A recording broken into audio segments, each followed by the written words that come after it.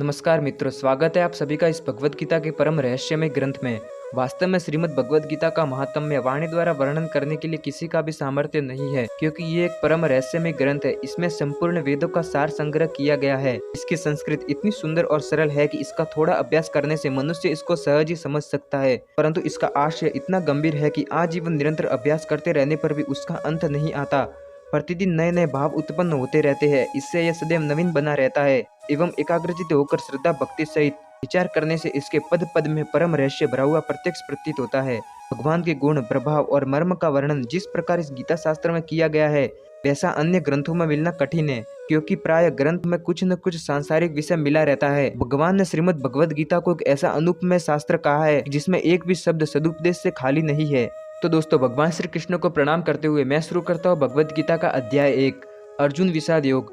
धृतराष्ट्र संजय से कहते हैं, हे संजय, धर्म भूमि कुरुक्षेत्र में युद्ध की इच्छा से एकत्र हुए मेरे तथा पांडु के पुत्रों ने क्या किया। संजय ने कहा, हे राजन, पांडु पुत्रों द्वारा सेना की व्यूह रचना देखकर राजा दुर्योधन अपने गुरु के पास गया और उसने ये शब्द कहे, हे आचार्य, पांडु के पुत्रों की विशाल सेना को देखे, जिसे आपके बुद्धिमान शिष्य द्रुपद के पुत्रों ने इतने कौशल से व्यवस्थित किया है। इस सेना में भीम तथा अर्जुन के समान युद्ध करने वाले अनेक वीर धनुधर है, जैसे महारथी युयाधुन, विराट तथा द्रुपद। इनके साथ ही दृष्टकेतु, चेकितान, काशीराज, पुरुजित, कुंतीभोज तथा सैभ्य जैसे महान शक्तिशाली योद्धा भी है। पराक्रमी युधामन्यु, अत्यंत महाशक्तिशाली उत्तमौजा, सुभद्रा का पुत्र तथा द्रौपदी के पुत्र, ये सभी महारथी है। किंतु हे ब्राह्मण श्रेष्ठ, आपकी सूचना के लिए मैं अपनी सेना के उन नायकों के विषय में बताना चाहूंगा जो मेरी सेना को संचालित करने में विशेष रूप से निपुण है। मेरी सेना में स्वयं आप, भीष्म, कर्ण, कृपाचार्य, अश्वत्थामा, विकर्ण तथा सोमदत्त का पुत्र भूरिश्रवा आदि है, जो युद्ध में सदैव विजयी रहे हैं। ऐसे अनेक वीर भी है जो मेरे लिए अपना जीवन त्याग करने के लिए उद्यत है। ये विविध प्रकार के हथियारों से सुसज्जित है और युद्ध विद्या में एकदम निपुण है। हमारी शक्ति अपरिमेय है और हम सब पितामह द्वारा भली भांति संरक्षित है, जबकि पांडवों की शक्ति भीम द्वारा भली भांति संरक्षित होकर भी सीमित है। अतः सैन्य व्यूह में अपने अपने मोर्चों पर खड़े रहकर आप सभी भीष्म पितामह को पूरी तरह सहायता दे। तभी कुरुवंश के वयोवृद्ध परम प्रतापी एवं वृद्ध पितामह ने सिंह गर्जना सी की और ध्वनि करने वाले अपने शंख को उच्च स्वर में बजाया, जिससे दुर्योधन को काफी हर्ष हुआ। उसके पश्चात शंख, नगाड़े, बिगुल, स्तुरई तथा सिंह सहसा एक साथ बज उठे। वह समवेत स्वर अत्यंत कोलाहलपूर्ण था। दूसरी ओर से श्वेत घोड़ों द्वारा खींचे जाने वाले विशाल रथ पर आसीन कृष्ण तथा अर्जुन ने अपने अपने दिव्य शंख बजाए। भगवान कृष्ण ने अपना पांचजन्य नामक शंख बजाया। अर्जुन ने देवदत्त शंख तथा अतिभोज एवं अति मानवीय कार्य करने वाले भीम ने पौंड्र नामक शंख बजाया।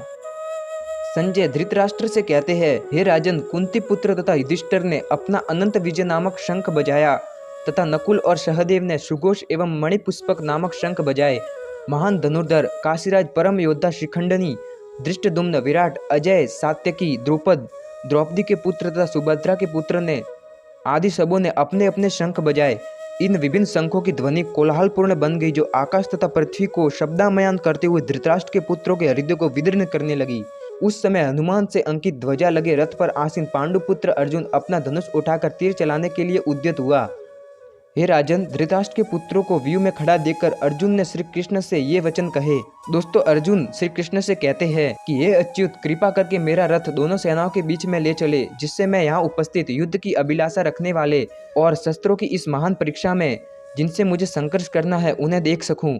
मुझे उन लोगों को देखने दीजिए जो यहाँ पर धृतराष्ट्र की दुर्बुद्धि पुत्र दुर्योधन को प्रसन्न करने की इच्छा से लड़ने के लिए आए हुए हैं। संजय ने धृतराष्ट्र से कहा, हे भरतवंशी, अर्जुन द्वारा इस प्रकार संबोधित किए जाने पर भगवान श्री कृष्ण ने दोनों दलों के बीच उस उत्तम रथ को लाकर खड़ा कर दिया।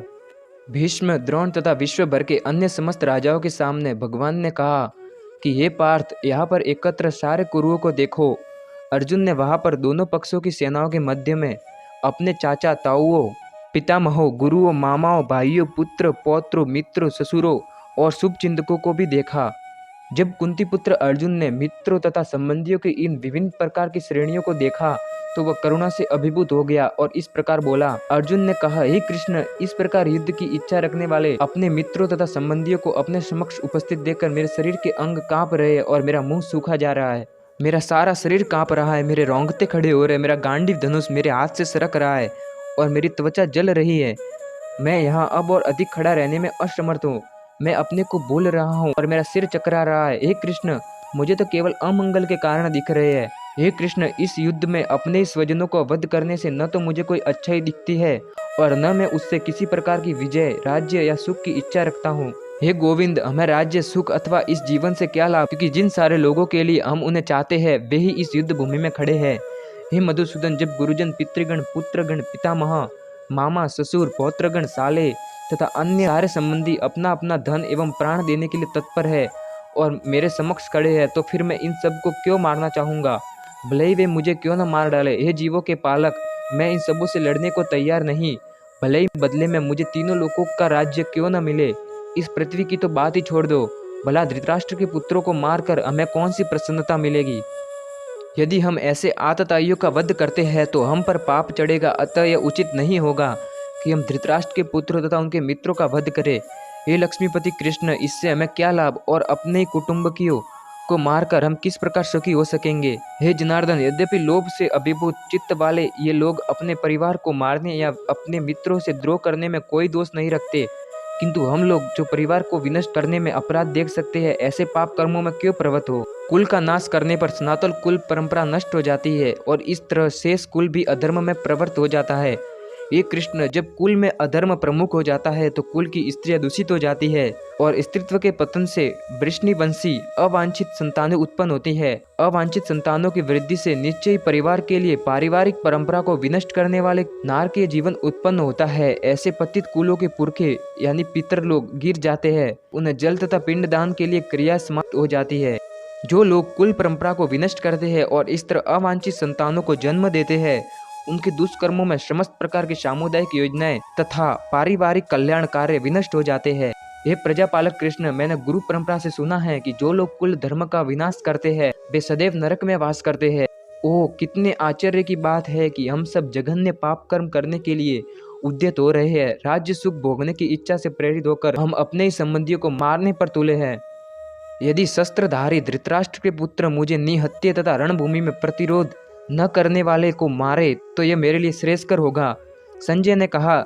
युद्ध भूमि में इस प्रकार कह रहे अर्जुन ने अपना धनुष तथा बाण एक ओर रख दिया और शोक संतप्त चित्त से रथ के आसन पर बैठ गया।